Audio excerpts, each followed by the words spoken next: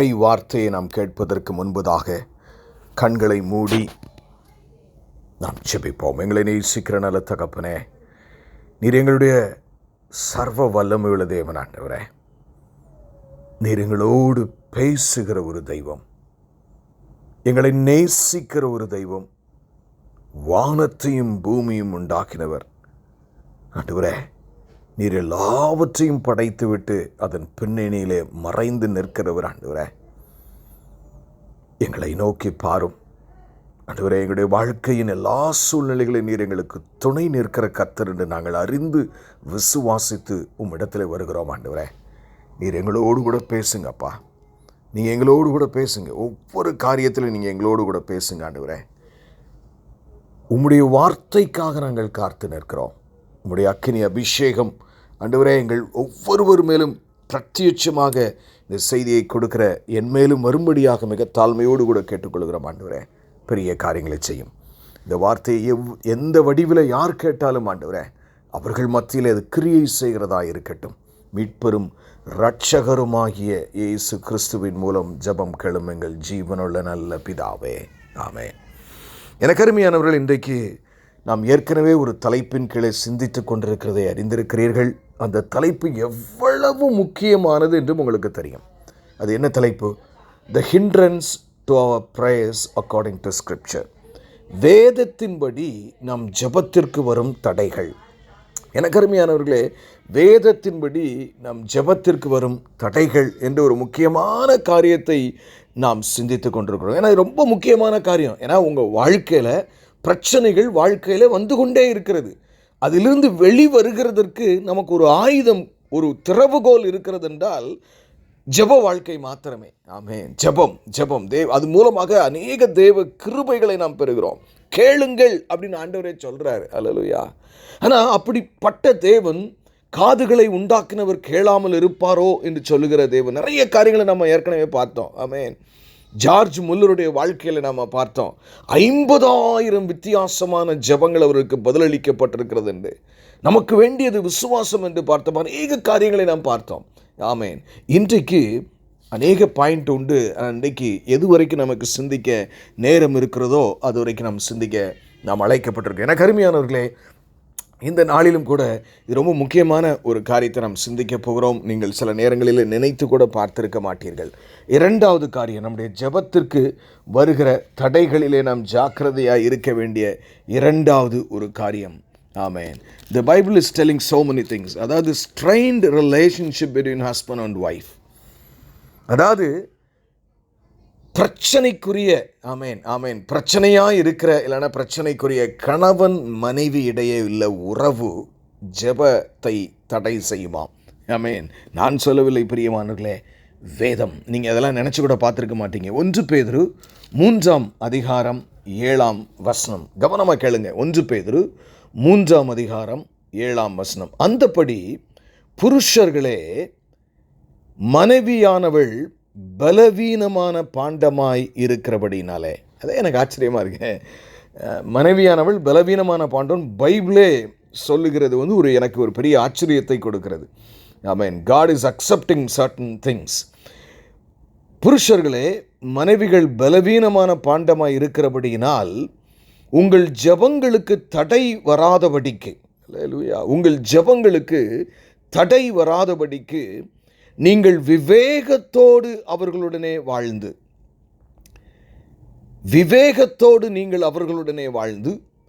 உங்களுடனே கூட அவர்களும் நித்திய ஜீவனாகிய கிருபையை சுதந்தரித்துக் கொள்ளுகிறவரானபடியினால் அவர்களுக்கு செய்ய வேண்டிய கனத்தை செய்யுங்கள். அமேசிங். அதாவது குடும்பம் நடத்துறது தேவனால் உண்டானது. அது எப்படி நடத்தணுமா? நல்ல கவனிங்க பிரியமானவர்களே. விவேகத்தோடு நடத்த வேண்டுமா? நீங்கள் விவேகம் இல்லாவிட்டால், அந்த விவேகத்தை நாம் தவற விட்டோமானால் அங்கே என்ன நடக்கும்? அழகாக உங்கள் ஜெபத்திற்கு தடை வராது. இல்லை, நான் நினைக்கிறேன் இதில் 2 விஷயம் இருக்குதுன்னு நினைக்கிறேன். ஒன்று, புருஷனும் முண்டாட்டியும் சண்டை போட்டுக்கிட்டே இருந்தால் உங்களுக்கே தெரியும். அப்படி சண்டை போட்டுக்கிட்டு இருக்கும்போது நீங்கள் கணவன் மனைவியாக இருந்தால் தெரியும், உங்களால் முதல்ல ஜெபிக்கிற மூடே வராது. ஜெபமே பண்ண முடியாது முதல்ல. அடுத்து நீங்கள் அப்படி ஜெபம் பண்ணாலும் அது கேட்கவும் படாது. ஏன் கேட்கப்படாது? ஒருவருக்கொருவர் நம்ம மன்னிக்கலை, விட்டு கொடுத்துருந்தோம், மன்னிச்சோம்னா காரியம் வேறு மாதிரி நடந்திருக்கும். 2 பேரும் நாம் சில நேரங்களிலே நாம் அதை செய்யாதபடியினாலே. எனக்கு அருமையானவர்களே, நீங்கள் இது புருஷனுக்கு மாத்திரமல்ல, மனைவிகளே அப்படின்னு நீங்கள் எடுத்துக்கிட்டாலும் உங்கள் இந்த வசனத்தை லேசாக நம்ம ஆல்டர் பண்ணி பார்த்தோன்னா, உங்கள் கணவன்மார் பலமுள்ளவர்களாக இருக்கிறபடினாலே நீங்கள் அவர்களுக்கு எல்லா விதத்திலும் கீழ்ப்படிந்து, அப்படிதான் எழுதியிருக்கோம், அப்படிதான் இருக்கணும், அவர்களோட விவாகமாய் வாழ்ந்து உங்கள் ஜெபத்திற்கு தடை வராமல். இந்த வசனத்தை அந்த காயினை மறுபக்கம் பார்த்தா அப்படி தான் இருக்கும். பிரியமானவர்களே, நல்லா தெரிஞ்சுக்கங்க, உங்களுடைய வாழ்க்கையிலே ஜெபத்திற்கு தடை வரக்கூடிய மிக முக்கியமான 2வது காரியம் கணவன் மனைவி உறவு. இதில் நீங்கள் சரியாக இல்லைன்னா உங்கள் ஜெபத்திற்கு தடை வரக்கூடும் என்று வேதம் எச்சரிக்கிறது. இது எவ்வளோ முக்கியமான காரியம் தெரியுமா? ஜெபந்தான் நீங்கள் இங்கேருந்து எடுத்த உடனே உங்கள் அப்பா பரலோகத்தில் வாழ்கிற நம்முடைய அப்பாவுக்கு இம்மீடியட்டாக கனெக்ட் பண்ணக்கூடிய ஒரு எக்யூப்மெண்ட் தான் நம்ம வாழ்க்கையில். ஆன்மீக எக்யூப்மெண்ட் என்னது? ஜெப வாழ்க்கை. இதற்கு தடை வராமல் பார்த்து கொள்வது மிக அவசியமான ஒன்று. இதில் 2 வகையாக இருக்கிறது. ஒன்று, பார்க்க வேண்டுமானால் கணவன்மாருக்கு ஆண்டவர் சொல்லுகிறார், உங்கள் மனைவிகள் பலவீனமான பாண்டமாக இருக்கிறபடினால் you have to accept certain weaknesses. இது நம்ம இப்போ சாப்பிட்றது இட்லி தான் சாப்பிட்றோம், பரோட்டா இல்லை அப்படிங்கிறத நம்ம அதை அக்செப்ட் பண்ணி தான் ஆகணும்.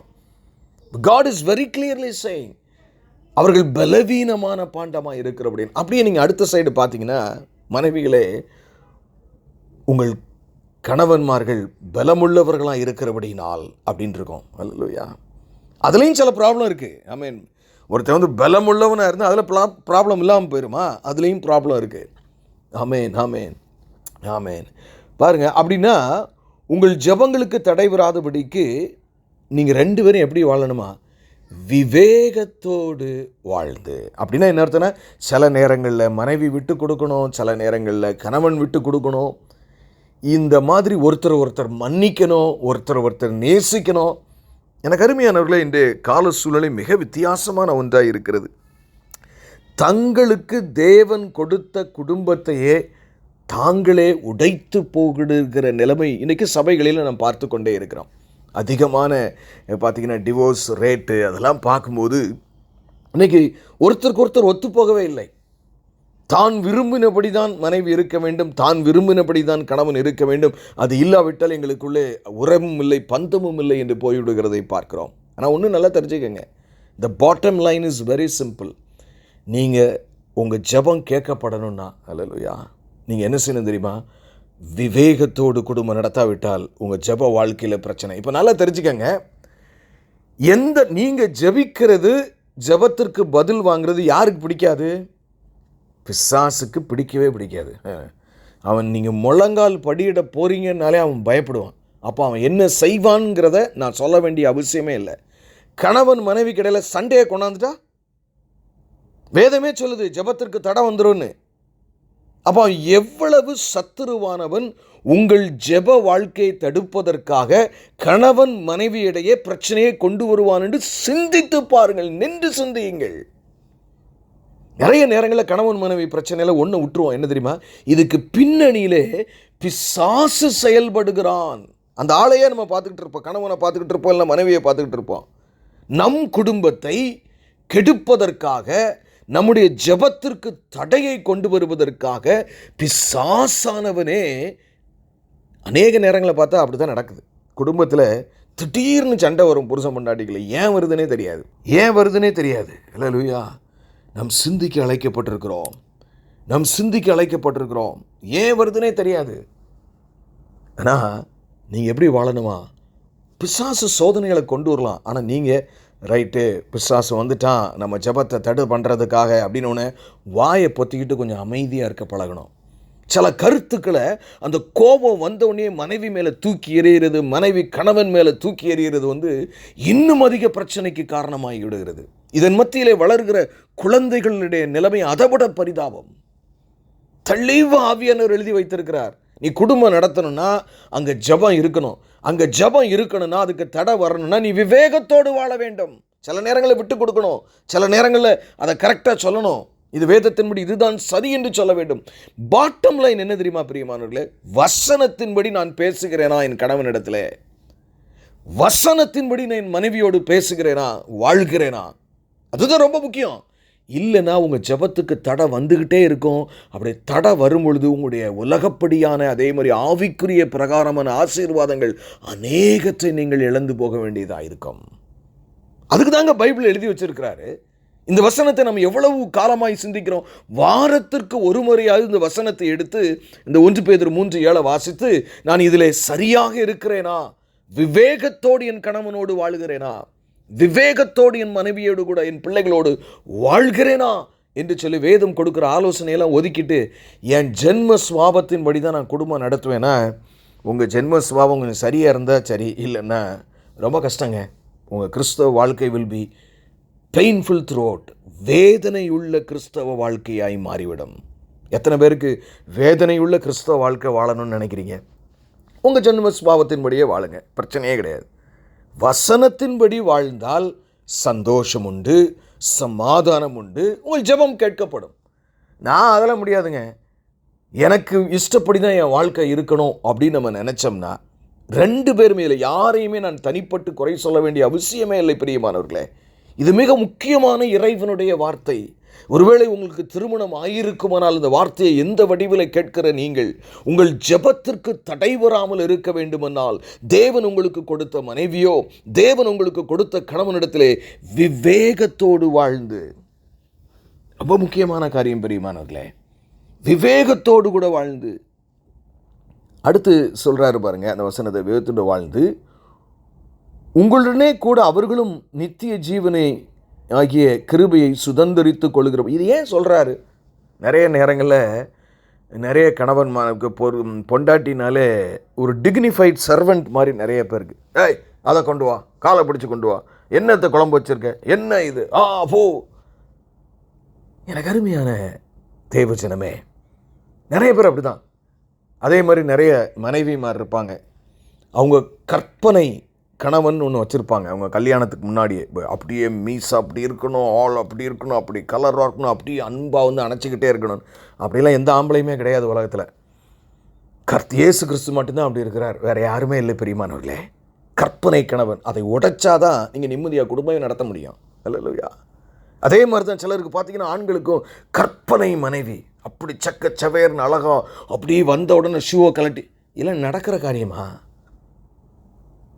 விவேகத்தோடு நீங்கள் வாழ்ந்து, ஏன்னா அது மட்டும் இல்லை, ஏன்னா உங்கள் ஜெபத்துக்கு தடையை கொண்டு வருவதற்கு நான் மீண்டும் சொல்கிறேன், சத்துருவானவன் இருக்கிறான். அப்போ நீங்கள் எவ்வளோ வாழணும்னு பாருங்க, எப்படி சூதானமாக இருக்கணும்னு பாருங்க. அப்படி சொல்லிட்டு வேத வசனம் அதில் கடைசியில் பாருங்க, உங்களுடனே அவர்களும் நித்திய ஜீவனாகிய கிருபையை சுதந்திரித்துக் கொள். அதனால தான் நான் சொல்ல வந்தேன், அவங்களும் நம்மளே மாதிரி பரலோக ராஜ்யத்துக்கு வராங்க. எந்த விதத்துலையும் ஆண்களோட பெண்கள் எந்த விதத்திலையும் குறைஞ்சவங்கள்லாம் ஆன்மீகத்தில், அதாவது என்ன ஸ்டாண்டிங்னா, இங்கே சில பொறுப்புகளில் சில வித்தியாசங்கள் இருக்கில்லை என்று சொல்லவில்லை வேதத்தின்படி. ஆனால் பரலோக ராஜ்யத்தில் எல்லோரும் சமமாக இருக்கக்கூடிய ஒரு நிலை அவர்களுக்கும் உண்டு. ஆண்களுக்கு எந்த அளவுக்கு அங்கே உரிமையும் காரியமும் இருக்கிறதோ அந்த அளவுக்கு ஈக்குவலாக பரலோக ராஜ்யத்துலலாம் நீங்கள் நினைக்கிற மாதிரி உங்களுக்குலாம் பெரிய ரிலீஃபாக இருக்கும். நிறைய பேருக்கு அப்பாடா நிம்மதியாக அங்கே இருப்பக்கலான்டா அப்படின்னு.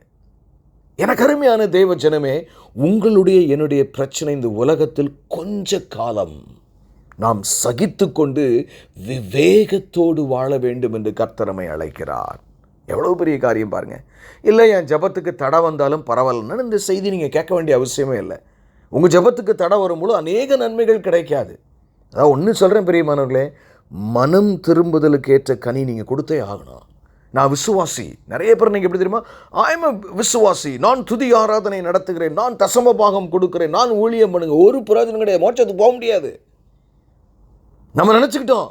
ஆண்டவர் அதனால தான் சொன்னார், பரலோகத்தில் இருக்கிற என் பிதாவின் சித்தப்படி செய்கிறேன். அப்படின்னா என்ன அர்த்தம்? வசனத்தின்படி வாழுகிறவனே. அப்படின்னா என்ன அர்த்தம்? நான் மனம் திரும்பி விட்டேன், அவரை விசுவாசிக்கிறேன் என்றால் அதற்கேற்ற மாற்றம் உங்கள் வாழ்க்கையில் இருக்க வேண்டும். ஆகவே தான் வேதம் சொல்கிறது, நீங்கள் ஒப்பாக இருக்க வேண்டும் என்று, நீங்கள் ஒளியாக இருக்க வேண்டும் என்று. வேற ஆப்ஷனே இல்லைங்க. நிறைய பேர் இன்னைக்கு தப்பாகவே, அதாவது ஒரு கூட்டம் என்ன சொல்லுதுன்னா, உலகத்தில் நன்மை கிடைக்கிறதுக்காக இயேசுவை பயன்படுத்துன்னு சொல்லுது. இன்னொரு கூட்டம் இயேசு இடத்துல நீ விசுவாசத்தை வச்சுட்ட நீ எப்படினாலும் வாழுன்னு சொல்லுது. இதெல்லாம் நம்புறதுன்னா நம்புங்க. The truth will come out. பிசாசு துரத்தினவனும் தீர்க்க தரிசனம் சொன்னவனையே நான் உங்களை அறியேன், அக்கிரம செய்கைக்காரரை என்னை விட்டு அகன்று போங்கள் என்று வேதம் சொல்லி. ஏன் தெரியுமா? என்னதான் நீங்கள் சொல்லுங்கள், என்னதான் பிரசங்கம் பண்ணுங்க, எங்கள் குடும்பத்தில், எங்கள் வாழ்க்கையில், எங்கள் ஜென்ம சுவாபம் ஏதோ, என் ஆசை ஏதோ, என் கோபம் ஏதோ, என் வேகம் ஏதோ, அதுபடி தான் நான் வாழுவேன். வாழுங்க. வேதம் அப்படிதாங்க சொல்லு. அநியாயம் செய்கிறவன் இன்னும் அநியாயம் செய்யட்டும், பரிசுத்தமாகிறவன் இன்னும் பரிசுத்தமாக, எல்லாவற்றுக்கும் பலன் என்னோடு கூட வருகிறது என்று கர்த்தர் சொல்லுகிறார். நம்ம ஏதோ இயேசு கிறிஸ்து உங்களை கையை பிடிச்சி நீ இல்லைன்னா மகளே, நீ இல்லைன்னா மகனே, பரலோகராஜ்யமே சந்தோஷம் அப்படிலாம் இல்லை. நம்ம யாருமே பரலோகராஜ்யத்துக்கு போகாட்டாலும் கர்த்தருக்கு வெளியிலிருந்து வந்து ஏதாவது வந்து தான் அவர் சந்தோஷமாக இருக்கணும்னு அவசியமே இல்லை. நம்முடைய நலனுக்காகவே அவர் பரலோக ராஜ்யத்தை நமக்கு கொடுக்கிறார்.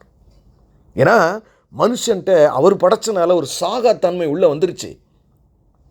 அந்த சாகாத்தன்மை இருக்கிறதுனால அவன் நிரந்தரமாக நரகத்தில் போய் கஷ்டப்பட்டுக்கூடாதுங்கிற ஒரு காரணத்துக்காக தான் இறைமகன் பூலோகத்தில் இறங்கி வந்தார். பிரியமானவர்களே, அவன் நிரந்தரமாக எல்லா மனிதர்களும் என்னை அழிக்க விரும்பவில்லை. அட்லீஸ்ட் என்னை ஏற்றுக்கொண்டு அந்த ஆவிக்குரிய மனம் திரும்புறதோடு, எத்தனை முறை தெரியுமா ஜென்ம சுவாபம் அன்பே இல்லை. கண்ணில் காண்ற சகோதரனை நேசியாமல் காணாத தெய்வத்தை நீ எப்படி நேசிப்ப? நேசிக்க முடியாது. யோசிச்சு பாருங்க, நம்ம எல்லாரையும் நேசிக்கக்கூடிய ஒரு இருதயம் நம்மிடத்தில் இருக்கிறதா? எல்லாமே சுயம், ஈகோ. இன்னைக்கு நிறைய பொம்பளைகளுக்கு நிறைய ஈகோ இருக்கு. நானும் சம்பாதிக்கிறேன், நானும் படித்தவன். ஆம்பளைகளுக்கு அதை விடையே இருக்கு, நான் சொல்றபடி தான் நடக்கணும் வீட்டில். ஏன்னா ஆம்பளை நான் கடவுளா? அவர் நினைச்சது கூட அந்த பூமியில் இன்னும் நடக்கலைங்க. பரமண்டலங்களில் பிதாவின் சித்தம் செய்யப்படுகிறது போல பூமியிலும் செய்யப்படுவதாக அவரே பொறுமையா இருக்காரு. அவர் நினைச்சிருந்தா அந்த பூமியை அழிக்கிறதுக்கு எவ்வளவு நேரம் ஆயிருக்கும் பிரியமானவர்களே? 2 செகண்ட் ஆயிருக்குமா? எவ்வளவு பொறுமையுள்ள தேவன்! நமக்கு அவர் குடும்பத்தை தந்திருக்கிறார், நமக்கு அவர் நல் வாழ்வை தந்திருக்கிறார். அப்போ நல்லா தெரிஞ்சுக்கங்க, ஏன்னா எந்த செய்தியை கேட்டாலுமே நமக்கு என்ன ஒரு வாரம் கூட ஞாபகத்தில் இருக்கிறது இல்லை. ரொம்ப பரிதாபமான ஒரு நிலைமை தான். ஆகவே தான் ஊழியக்காரர்களையும் தீர்க்கதரிசிகளையும் ஆண்டவர் மீண்டும் மீண்டும் அனுப்பி கொண்டே இருக்கிறார். நல்லா யோசிங்க, விவேகத்தோடு நீங்கள் வாழணும். அவர்களும் பரலோக ராஜ்யத்திற்கு தகுதியுடையவர்கள் என்று நீங்கள் வாழணும் சொல்லிட்டு கடைசியில் சொல்கிறாரு, புருஷன் தான் சொல்கிறார், அதை அவர்களுக்கு செய்ய வேண்டிய கனத்தை செய்யுங்கள். கிறிஸ்மஸ்க்கு சேலை எடுத்து கொடுக்கறது, கொடுக்கும்போதே 1008 சிலர் பார்த்தீங்கன்னா அதில் ஒரு பட்ஜெட் வைக்கிறது. சரி, வருமானத்துக்குள்ளே வாழணும். சேவை ஆசைப்படுறாளே, உனக்கு என்ன, அப்போ தானே எடுத்து கொடுத்தேன். அதாவது யாரோ 4ஆம் மனுஷன் மாதிரி. If you truly love your wife, உங்கள் மனைவியை நேசிச்சிங்கன்னா எக்ஸ்பிரஸ் இட். தேவன் நம்ம நேசித்ததுனால தான் குமாரனை கொடுத்தாரு. அவர் குமாரனை கொடுக்கலன்னா நம்ம அவர் நேசத்தை நம்ம எப்படி ஏற்றுக்கொள்ள முடியும்? பெரியமானவர்களே,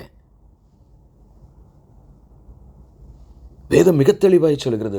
கணவன்மாருக்கு சொல்லும்போது கிறிஸ்து சபையை நேசித்தது போல நம்ம இன்னும் கொஞ்சம் டீட்டெயில் கூட பார்க்கலாம். அப்போ பாருங்கள், முதல் காரியம், உங்கள் ஜெபத்துக்கு தடை வந்துடும். ஆனாலும் விவேகத்தோடு நீங்கள் 2 பேருமே வாழணும். மனைவியும் அவளுக்கும் ஈக்குவல் ஸ்டேட்டஸ் ஸ்பிரிச்சுவலாக இருக்குங்கிறத உணரணும். 3வது காரியம், அவளுக்கு கொடுக்க வேண்டிய கனத்தை கொடுங்கிறாரு. மனைவிமாரும் கணவனுக்கு கொடுக்க வேண்டிய கனம் நீங்கள் கொடுக்கணும். ஏன்னா எபேசியரில் 5ஆம் அதிகாரத்தில் இப்படி எழுதியிருக்கு பாருங்க. ஆமென்.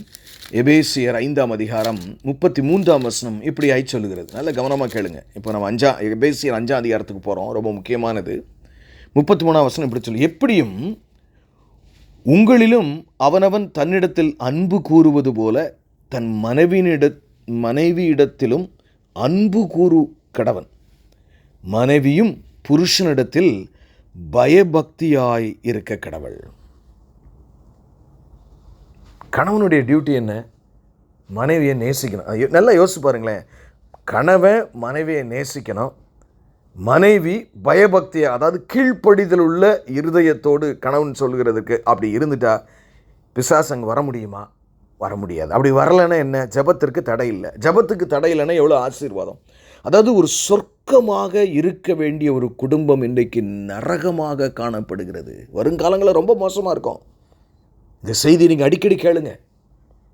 எனக்கு அருமையானவர்களே, இது கடவுளுடைய கட்டளை. இதுக்கு நீங்கள் யாராலும் நான் மாற முடியாது, நீங்கள் மாற முடியாது, யாருமே மாற முடியாது. மாறும் பொழுதெல்லாம் பிரச்சனை வரும் பிரியமானவர்களே. இறை வார்த்தை என்பது அவ்வளவு புனிதமானது. எப்பொழுதெல்லாம் எந்த ஒரு இறை வார்த்தைக்கு நாம் கீழ்ப்படியவில்லையோ அப்பொழுதெல்லாம் நம்முடைய வாழ்க்கையில் பிரச்சனை உண்டாகும் என்பதில் சந்தேகமே இல்லை. நீங்கள் ஒன்றுக்கும் கவலைப்படாமல் இருக்கு. நான் இல்லை கவலைப்படுத்தாமல் என் பிரச்சனை எனக்கு தான் ஏன் தெரியும் அப்படின்னு நீங்கள் நினைச்சீங்கன்னா அதுக்கான தார்க்கம் உங்களுடைய சரீரத்தில் இருக்கும். மனைவி எப்படி இருக்கணுமா? பயபக்தியோடு இருக்க வேண்டுமா? எனக்கு அருமையான தேவஜனமே, சிந்திங்க. இது கடவுளுடைய வார்த்தை. சிந்திங்க. நிறைய நேரங்களில் நம்முடைய பெரிய பிரச்சனை இன்னொன்று என்னென்னா, கிறிஸ்தவ வாழ்க்கையில் நான் பார்க்கிற காரியமே, நம்முடைய விசுவாச வாழ்க்கைக்கு பெரிய சோதனை என்ன தெரியுமா? கம்பேரிங் அதர்ஸ், பிறரை ஒப்பிட்டு பார்த்தல். போகிறது, சர்ச்சுக்கு வர்றது, அங்கே வந்து அவன்லாம் ஒரு புருஷன் இருக்கானே, எவ்வளவு அன்பாக மனைவி அப்படி கையை பிடிச்சி அழகாக கூட்டிகிட்டு போகிறான். என்னைக்காவது அப்படி தான் முதல்ல ஆரம்பிக்கும் சண்டை. அதே மாதிரி கணவன் மனைவியை பார்த்து, அந்த பாரு அந்த பிள்ளைலாம் எவ்வளோ அழகாக இருக்குது, அதுவே புருஷனுக்கு அப்படி இருக்குது. இப்படி வாயை கட்டுப்படுத்தாதனாலேயே குடும்பங்கள் அழிகிறது பிரியமானவர்களே. ஜெபத்திற்கு தடை வருகிறது. உங்கள் ஜெபத்துக்கு தடை வராமல் இருக்குன்னா வாயை கொஞ்சம் பூட்டணும், ஈகோவை கொஞ்சம் விடணும், மன்னிக்கணும். பெண்கள் கணவனிடத்திலே பயபக்தியாக இருக்க கடவுள் கட்டளைங்க இது. இப்படிலாம் எந்த கட்டளைக்கு நான் கீழ்ப்படிய மாட்டேன், ஆனால் நான் ஜெபிப்பேன், ஆவியில் நிரம்பி நான் அப்படியே அந்நிய பாஷை பேசுவேன், தீர்க்க தரிசனம் சொல்லுவேன், தசமபாகம் கொடுப்பேன், மோட்சத்துக்கு போக முடியாது. ஏன்? தெரிஞ்ச சத்தியத்தை நான் கீழ்ப்படிய மாட்டேன். நிறைய பேர் இன்னைக்கு இன்னொரு நாங்கள்லாம் மனுஷர்கள் தானே, பலவீனம் அப்படின்னா எதுக்கு இந்த பைபிள் எழுதி வச்சிருக்கணும் ஆண்டவர்? பலவீனமாக மனுஷர்னா ஒரே வார்த்தை, நீ விசுவாசி, எப்படினாலும் வாழுன்னு எழுதி முடிச்சிருக்கலாம் பைபிள் ஆண்டவர். நான் ஏற்கனவே ஒவ்வொரு தரையும் சொல்கிறேன், உங்கள் முன்னாடி ஒரு பாம்பு வருதுனாலே அதுக்கு உங்களுடைய ரியாக்ஷன் மாறுமா மாறாதா? அதை விசுவாசிக்கும் போது முன்னாடி ஒரு பாம்பு போகுதுன்னா உங்களுக்கு ரியாக்ஷன் மாறுமா மாறாதா? ஓ பாம்பே, செல்ல பாம்பே, வான் மடியில் ஏற்றி போடுவீங்க. When you believe in Jesus,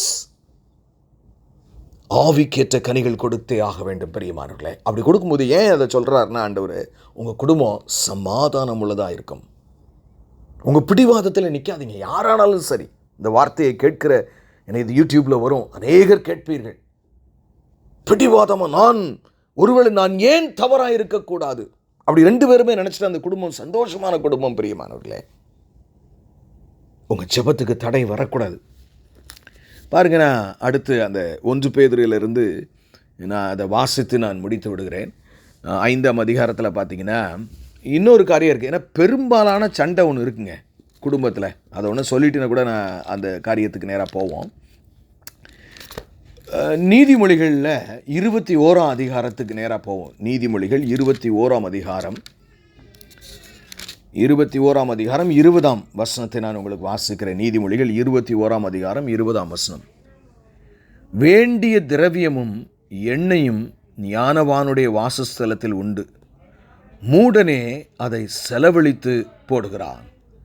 வேண்டிய திரவியமும் எண்ணெயும் ஞானவானுடைய வாசஸ்தலத்தில் உண்டு. நீங்கள் விவேகமாக ஞானமாக வாழ்ந்தீங்கன்னா செல்வம் இருக்கத்தான் செய்யும். நாம் நிறைய நேரங்களில் பார்த்தீங்கன்னா நல்லா தெரிஞ்சுக்கங்க, ஏன் நான் இந்த வசனத்தை வாசிக்கிறேன், இதை சொல்கிறேன்னா, பெரும்பாலான சண்டைக்கு காரணம் பொருளாதார சண்டையாகிருது. எனக்கு அருமையானவர்களே, நீங்கள் ஜாக்கிரதையாக இருங்க. இப்போ நமக்கு நேரம் இல்லை. நம்ம வேகமாக எபேசியர் 5ஆம் அதிகாரத்தில் வேதாகம் சொல்லுகிற காரியம் ஏற்கனவே பார்த்துட்டோம். இருந்தாலும் நம்ம ஒரு சில காரியங்களை மட்டும் முக்கியப்படுத்தி நான் நினைக்கிறேன். எபேசியர் 5ஆம் அதிகாரம் 22ஆம் வசனத்திலிருந்து நான் வாசிக்கிறேன். தேவையானதை மட்டும் பார்ப்போம், மிச்சத்தை நான் என்ன இருந்தாலும் வசனம் அல்லவா, நான் அதை வாசிக்க வேண்டும் என்று நான் விரும்புகிறேன். மனைவிகளே கர்த்தருக்கு கீழ்ப்படுகிறது போல. எப்படி புருஷனுக்கு எப்படி கீழ்ப்படியணுமாங்க? ஒரு மோசமான புருஷன் நீ பார்த்து நடந்துக்க அப்படிலாம் பைபிள் சொல்லலை. மனைவிகளே கர்த்தருக்கு கீழ்ப்படுகிறது போல, கர்த்தருக்கு கர்த்தருக்கு கீழ்ப்படுகிறது போல உங்கள் சொந்த புருஷருக்கு கீழ்ப்படியுங்கள். நீங்கள் பைபிளில் எங்கே எடுத்து வாசித்தீங்கனாலும் குடும்பத்தை பற்றி வாசிக்கும் போது முதல்ல மனைவியை தான் ரெப்ரசன்ட் பண்ணியிருக்கோம். எல்லா பைபிள் வசனமும் பார்த்தீங்கன்னா கணவர் தானே ரெப்ரசன்ட் பண்ணணும். நல்லா சிந்திங்க பிரியமானவர்களே, மனைவியை தான் முதல்ல சொல்லியிருக்கோம். இந்த சீக்வன்ஸ் ஆவியானவர் இப்படி எழுதி வச்சிருக்கிறார். ஏன்னா நீங்கள் கீழ்ப்படிந்தாதான் அவங்க அன்பு செலுத்திருக்க லேகுவாக இருக்குமா என்னன்னு எனக்கு தெரியல. ஆனால் முதல்ல அப்படி தான் இருக்கும். இதை முதல்ல கணவன்மாரே உங்கள் மனைவி இடத்தில் அன்பு கூறுங்கள் அப்படி இருக்காது பைபிளில். எப்படி இருக்குது தெரியுமா? மனைவிகளே கர்த்தருக்கு கீழ்ப்படுகிறது போல உங்கள் சொந்த புருஷருக்கு கீழ்ப்படியுங்கள். கிறிஸ்து சபைக்கு தலையாய் இருக்கிறது போல புருஷனும் மனைவிக்கு தலையாய் இருக்கிறார். அவரே சரீரத்திற்கு இரட்சகராய் இருக்கிறார். புருஷன் எப்படியா தலையாக இருக்கணும். அதை முதல்ல நம்ம அக்செப்ட் பண்ணணும் மனைவிமார். அல்லேலூயா. இது கடவுளுடைய வார்த்தை பிரியமானவர்களே. என்னுடைய சொந்த கருத்து வேறு விதமாக இருக்கலாம். நான் தேவனுடைய ஊழியக்காரன், வேத வசனத்தின்படியே உங்களுக்கு சொல்ல வேண்டும். மனைவிமார் என்ன செய்யணும்? கர்த்தருக்கு கீழ்ப்படுகிற மாதிரி புருஷனுக்கு கீழ்ப்படியணும்னா நீ யோசிச்சு பாருங்க. இதுதான் சத்தியம். இதனைக்கு சபையிலெல்லாம் பிரசங்கிச்சோன்னா பெரிய பிரச்சனையாக வரும் போல தெரிகிறது. ஆகவே யாரும் சரியாக சொல்லுகிறது இல்லை. ஆனால் இதுதான் சத்தியம். இதை விட்டுட்டு நீங்கள் அதெல்லாம் அது வேறு அர்த்தத்தில் எழுதப்பட்டது, அது அப்படி இப்படின்னு சொல்லி எல்லாம் சொல்லலாம் பிரியமானவர்களே. தலை சொல்லிட்டு கணவனுக்கு வராரு பாருங்க. ஆகையால் சபையானது கிறிஸ்துவுக்கு கீழ்ப்படுகிறது போல மனைவிகளும் தங்கள் சொந்த புருஷருக்கு எந்த காரியத்திலையும் கீழ்ப்படிந்திருக்க வேண்டும். ஹலோ, எப்படி முதல்ல சொன்னார்? கிறிஸ்துவுக்கு கீழ்ப்படுகிறது போலன்னு சொன்னார். ஆமேன், ஆமேன். கர்த்தருக்கு கீழ்ப்படுகிறது போல இங்கே சொல்கிறாரு. சபை கிறிஸ்துவுக்கு கீழ்ப்படுகிறது போல எல்லாவற்றிலும் மனைவிகள் கணவனிடத்தில் கீழ்ப்படிந்திருக்க வேண்டுமாம். அப்படின்னா தான் உங்கள் ஜபத்துக்கு தடை வராமல் இருக்கும். நல்லா தெரிஞ்சுக்கங்க. This is what it is. சில நேரங்களில் சில பிரச்சனைகள் குடும்பத்தில் இருக்கும். சரியான கணவன் இல்லாமல் சில துன்பங்கள் வரும்பொழுது அன்பு செலுத்து. அதுதான் அடுத்த ஆவியானவர் சொல்றாரு. புருஷர்களே, ரெண்டாவது தான் புருஷர்களுக்கு அட்மிட் பண்ணுறேன். ஏன்னா குடும்பத்தில் சமாதானம் வேணும்னா அதற்கு மனைவி மிக முக்கியமான காரணம். அதனால தான் எப்போவுமே மனைவிக்கு தான் ஃபஸ்ட்டு குடும்பத்தை பொறுத்தவரை ஆண்டவர் அட்ரஸ் பண்ணுவார். ஆமேன். ரெண்டாவது பாருங்கள், புருஷர்களே உங்கள் மனைவிகளில் அன்பு கூறுங்கள், அப்படியே கிறிஸ்துவும் சபையில் அன்பு கூர்ந்து தாம் அதை திருவசனத்தை கொண்டு தண்ணீர் முழுக்கினாலே சுத்திகரித்து பரிசுத்தமாக்குறதற்கும் கரை திரை முதலானவைகள் ஒன்றும் இல்லாமல் பரிசுத்தமும் பிழையற்றதுமான மகிமையுள்ள சபையாக அதை தமக்கு முன் நிறுத்தி கொள்வதற்கு தம்மை தாமே அதற்கு ஒப்பு கொடுத்தார். நல்லா கவனிங்க கணவன்மாரே, புருஷர்களே, உன் மனைவி இடத்துல அன்பு கூறணும். எப்படி அன்பு கூறணுமா? கொஞ்சம் லாங்காக இருக்குது. நம்ம அப்படி பைபாஸ்லாம் பண்ணிட்டு போயிட முடியாது. சபைக்காக கிறிஸ்து தன்னை சிலுவையிலே அணு அணுவாக அடித்து கொலை செய்யப்பட்டது போல கணவன்மாரே உங்கள் மனைவிகளை அன்பு செலுத்துங்கள், உங்கள் குடும்பத்தை அன்பு செலுத்துங்க. அதான் என்னென்னா அப்படின்னா என்ன அர்த்தம் தெரியுமா? எத்தனை பேருக்கு தெரியும் இது? புருஷர்களே, உங்களுக்கு எத்தனை பேருக்கு தெரியும்? என்னென்னா நீ இனிமேல் உனக்காக வாழ முடியாதுங்கிறது அர்த்தம். Understand this.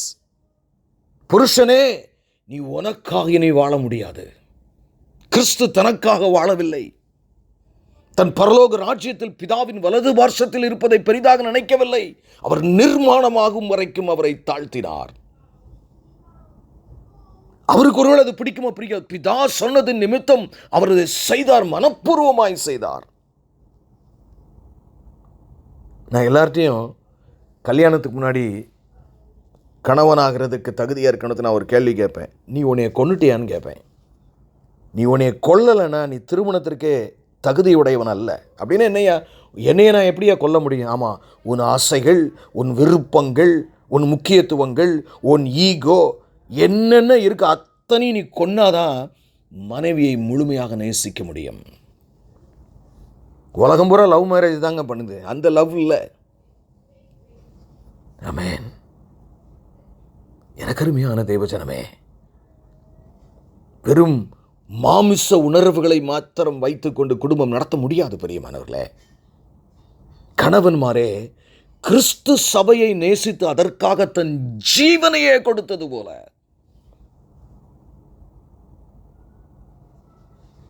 ஆனால் யோசிங்க பிரியமானவர்களே, உங்களுக்கு ஒரு காரியம் பிடிக்காமல் இருக்கலாம்.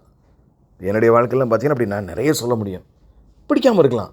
ஆனால் மனைவிக்கு அது பிடிக்கும்னா கொஞ்சம் கொஞ்சமாக பார்த்தீங்கன்னா நாள் நமக்கும் அதான் பிடிக்கிற மாதிரி மாறணும்.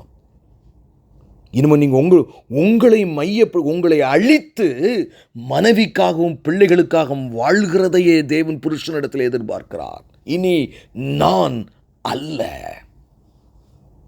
என் மனைவியே, என் மனைவிக்காகவே நான் வாழுவேன். அவளுக்கு அன்பு செலுத்துகிறதற்காகவே நான் சம்பாதிக்கிறேன்.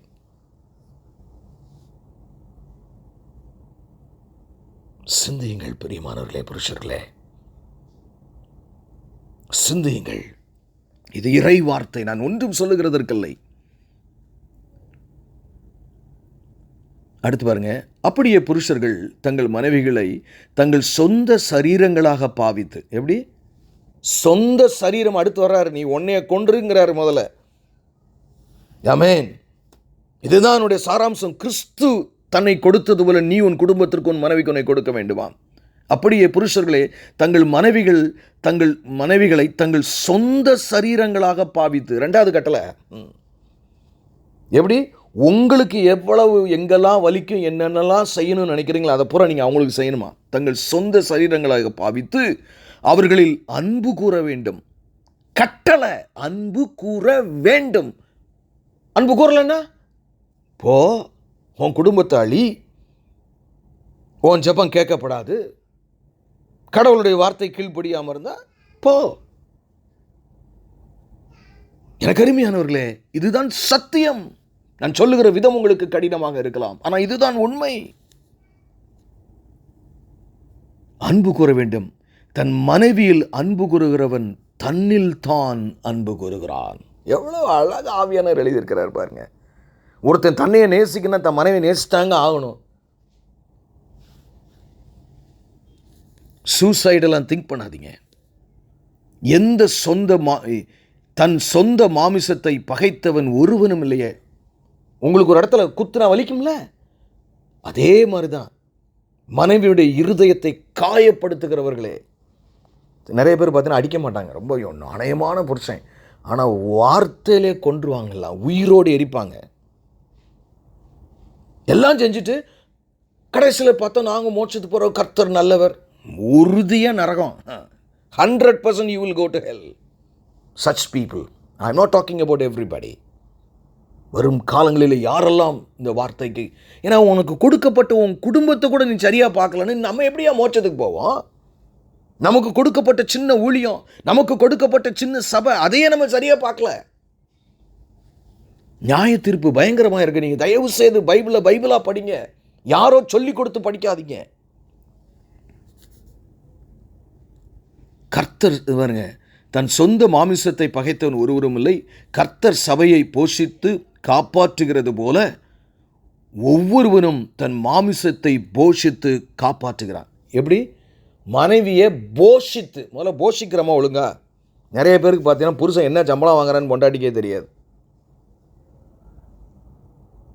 இவர் சும்மா சாதாரண ஏதாவது ஒன்று, அதாவது செத்து போயிடக்கூடாதுன்னு எதையாவது செய்வார், பணத்தை அனுப்புவார். எப்படி வேணாலும் நான் வாழுவேன், என் இஷ்டப்படி வசனத்தின்படியே இருக்க மாட்டேன்.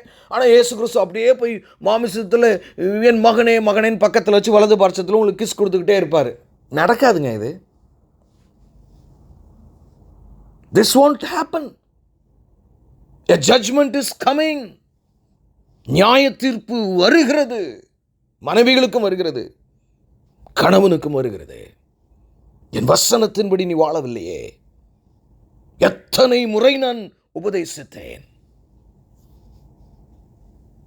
கேளுங்க புருஷமாரு, நான் என் மனைவி அன்பு செலுத்தாத பாவத்தை எனக்கு மன்னிங்க, எனக்கு வாழ கிருபை தாருங்க, உபவாசம் அதுக்கு இருங்க. பொண்டாட்டிமாரு, நான் என் கணவனுக்கு கீழ்ப்படியவில்லை, பயபக்தியாய் நடக்க என்னால் முடியவில்லையே, அதுக்கு உபவாசம் இருங்க. ஒவ்வொரு தன் மாமிசத்தை போஷித்து காப்பாற்றும். அது மாதிரி மாமிசத்தை தன் மனைவியை போஷித்து காப்பாற்றணுமா, அவள் சந்தோஷமாக இருக்கிற மாதிரி.